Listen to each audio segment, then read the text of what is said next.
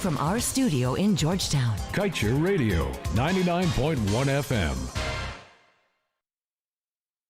A pleasant good day to you and welcome to your main newscast right here on Kaieteur Radio 99.1 and 99.5 FM. I am Joshua Van Slyckman and these are the top stories we're tracking.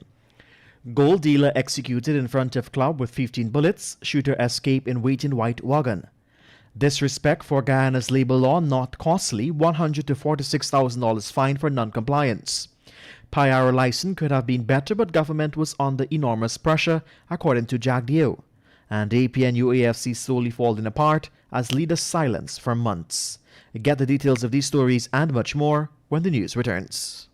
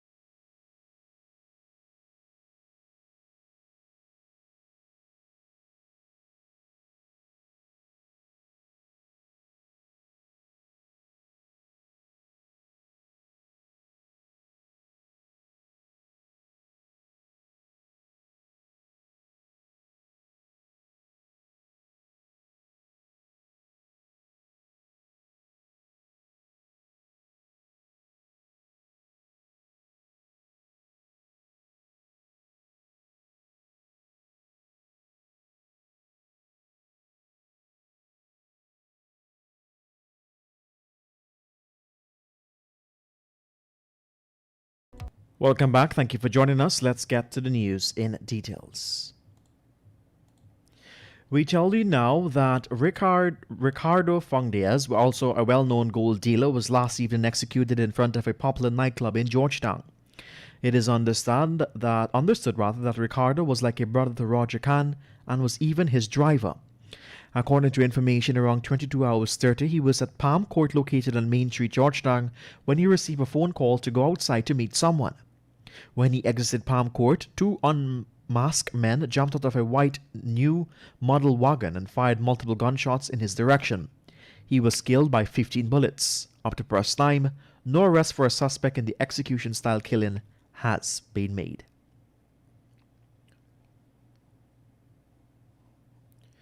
In light of India's Logan company being flagged recently for blatant violations of Guyana's labor laws, it has come to the attention of Kaieteur Radio that the fines for such infringements are miss and do not serve to deter non-compliance rather.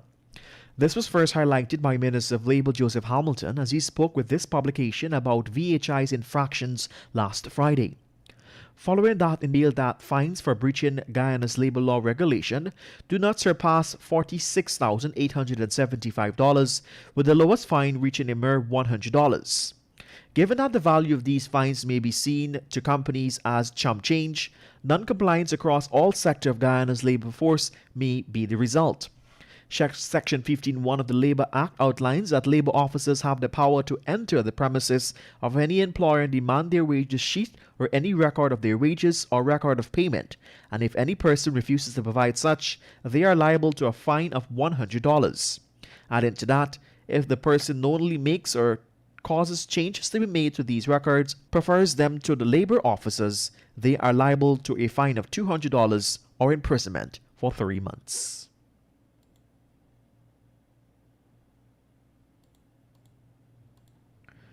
We tell you now that considering the fact that Guyana was handed a bad deal when it penned the Stabroek Block Agreement with ExxonMobil, CNOOC, and Nexen and Hess, experts had advised that the PIRO permit should be leveraged to acquire more favorable terms for the country. But these warnings fell on deaf ears and the project were given the green light in September 2020 by the newly installed PPPC government for the intended 2024 startup. In the weeks leading up to the approval, Exxon's Senior Vice President Neil Chapman had issued to government to grant approval soon or risk significant value loss.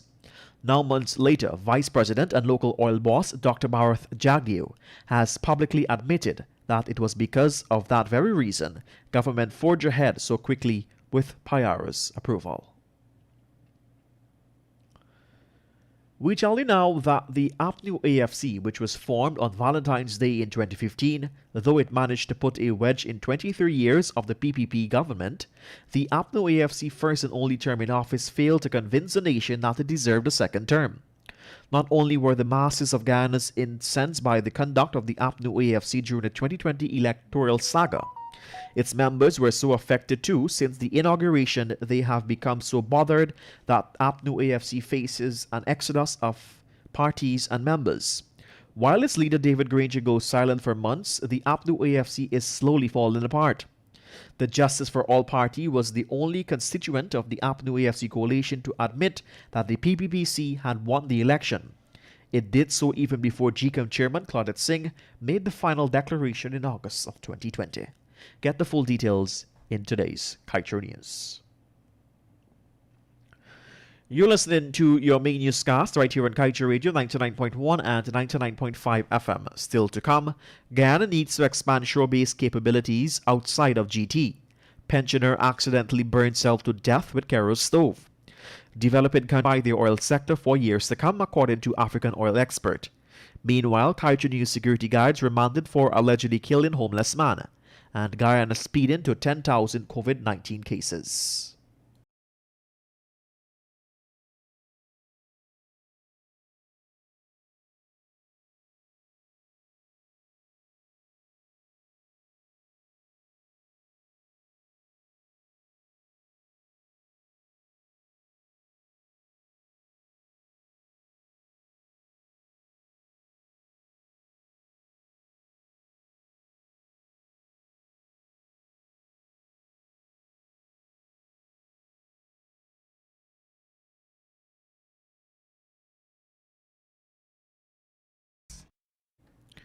Welcome back and thank you for joining us right here on Kaieteur Radio. Let's continue with the news in details.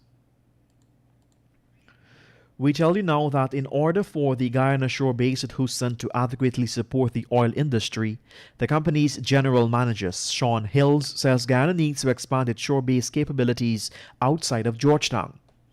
A shore base is an onshore support facility that during drilling, development, maintenance, and producing operations provides services to the oil companies. Hill, in supporting the need for Guyana shore base to expand its capabilities beyond the capital city, informed a panel of congestions around Georgetown and added that Guyana's oil industry is focused mainly on the Demerara River. We tell you now that a 79-year-old female pensioner might have accidentally burnt herself to death yesterday at her home with a Kero stove. At least this is the theory police are working with after Seema of Estate Wakenham Island was found lying on the floor engulfed in flames. An upturned kerosene stable not too far from where she was. A burn in Seema was discovered around 6 hours 30 by her son, who lived next door to her. We tell you now that now more than ever before, countries blessed with petroleum resources need to cooperate and collaborate to find the best means of benefiting from their God-endowed resources. This was opined by Secretary General of the African Petroleum Producers Organizations, Dr. Omkar Farouk Ibrahim. The African oil expert is adamant that as the global energy transition progresses, edged on global communities on countries that intended to continue getting value from the petroleum industry must collaborate and cooperate with each other. Ibrahim said that the group had offered seed money for the development of carbon capture technologies more than a decade ago, but that this was not to the interest of institutions that had the capacity to do that. We tell you now that two of Kaieteur News security guards were earlier today remanded to prison when they appeared in a court for allegedly killing a homeless man. The defendants, Jan Licorice and Tony Waldron, appeared in the Georgetown Magistrates Court before Chief Magistrate Anne McLennan. They were not required to plead to the indictable charge, which alleged that between March 15th and 16th at Kaieteur News Saffron Street, Charleston, Georgetown, they murdered 58-year-old Mahabir Singh. The matter was adjourned to April 19th, 2021. With over 800 COVID-19 infections recorded in just 2 weeks, Guyana is seemingly speeding towards the benchmark of 10,000. Our analysis of the recent daily infectious recorded shows that a total number of confirmed cases, which is now at 9,649, approximately 877 cases have been recorded from March 7th, with an average of 62 new infectious being recorded daily. It is now 12 hours 11 in Guyana and right across the Eastern Caribbean. It is time for your COVID-19 update. According to Worldometer, your COVID-19 cases worldwide stands at 0.9 million. Deaths, 2.7 million, with 99.9 million recoveries to date. And with that, we've come to the end of your main newscast right here on Kaieteur Radio 99.1 and 99.5 FM. Just before we go, let me turn my attention to page 7 of the Kaieteur News that is dedicated to being blunt. There is a great irony in the Minister of Natural Resources, Vikram Bharat, observing International Day of Forests yesterday, while ExxonMobil's toxic gas flaring is allowed to occur without recourse and counter to the very reason forests are conserved. He tells you that our deforestation rate has never exceeded one that Exxon flaring last year equates to the removal of over 4% of Guyana's forests. He tells you that Guyana's forest loss in 2019 was only 12,738 hectareage, but doesn't tell you that Exxon is flaring to 130 times that. These are the things Minister Bharat does not want you to know. We've come to the end of your main newscast right here on Kaieteur Radio 99.1 and 99.5 FM. Let's remind you that you can get the full details of these stories and much more by picking up a copy of the Kaieteur News at the newsstand near you, or head across to our website at kaieteurnewsonline.com. I am Joshua Van Slegman. Thank you for joining us. And that's the news of the moment. Remember to pick up a copy of the Kaieteur News. And don't forget, you can catch us on the MyTuner app as well as the Radio Garden app.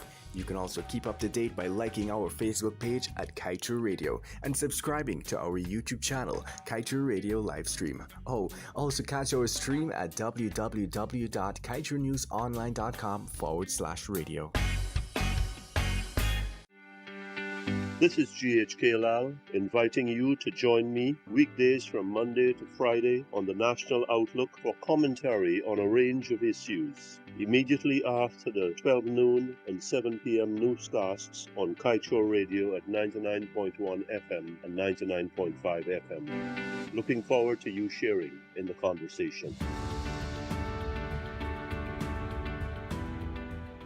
It is 12 hours 13 in Guyana and right across the Eastern Caribbean. It is time for an excerpt of the Glenn Lal Show. Let's remind you that the Glenn Lal Show comes your way this and every Monday, Wednesday and Friday at 19 hours 20.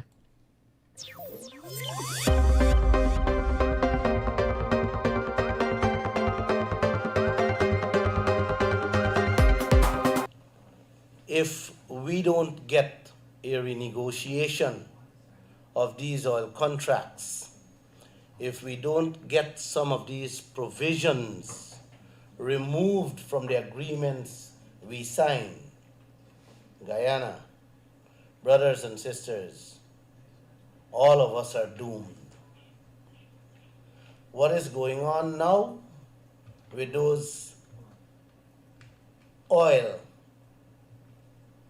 and the contracts, if we allow those provisions to stay there, we will be owing oil companies long after would have completed. Many countries have faced or are living with the same dilemma. Oil is finished and they are still paying out of their patrimony, their resources, not the oil, having to pay oil companies to date. So please, join me, join us, and let us demand a